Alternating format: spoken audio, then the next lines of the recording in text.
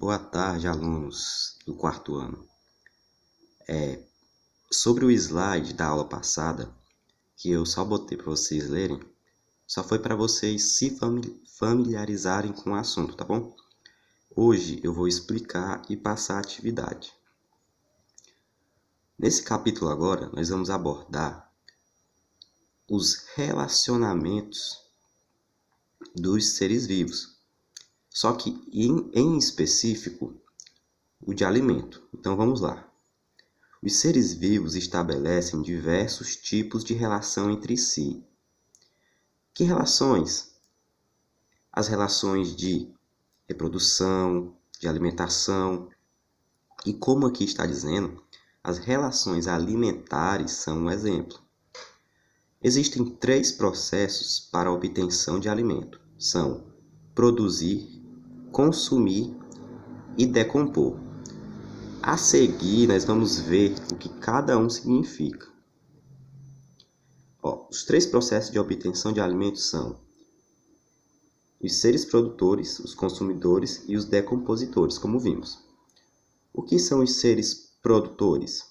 São aqueles que produzem o próprio alimento. Exemplo, plantas, algas e algumas bactérias. No caso das plantas, elas realizam um processo para produzir o seu próprio alimento chamado fotossíntese, que no terceiro ano nós estudamos. Agora vamos lá para os seres consumidores. Por outro lado, alguns animais não conseguem produzir seu próprio alimento, como é o caso dos animais, né? Dos animais. Estes se alimentam de outros seres e eles são divididos em 2 partes: os herbívoros, que comem plantas, e carnívoros, que comem outros seres vivos.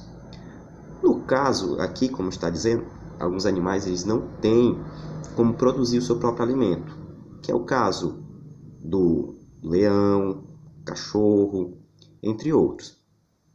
E eles são divididos em 2 partes, que são os herbívoros, que comem as plantas. Por exemplo,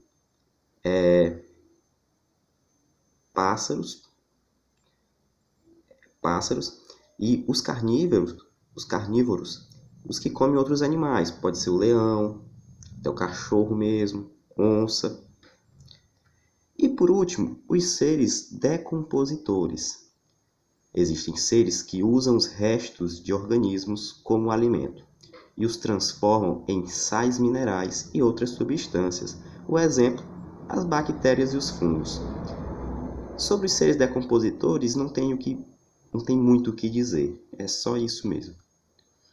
E aqui nós vemos a relação estabelecida, né? A cadeia alimentar, que é a relação entre produtores,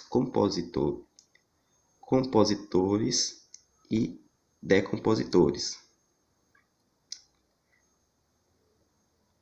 Então, elas podem ser entendidas como uma série de eventos que ocorrem em cadeia, assim formando a cadeia alimentar.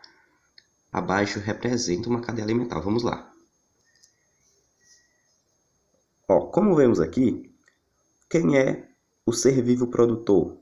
A planta. Aqui tem o processo de quê? Processo de fotossíntese. Pega o gás carbônico e transforma em oxigênio. O consumidor, olha só, o consumidor primário. Aqui nós vemos um gafanhoto. Ele é um animal consumidor, pois ele não produz o seu próprio alimento. Logo em seguida, temos o consumidor secundário, que é o sapo. Ele se alimenta do gafanhoto. Aí temos o quê? O consumidor terciário, que é a cobra, que se alimenta do sapo. E o consumidor final, que é o gavião, que se alimenta da cobra. E aí,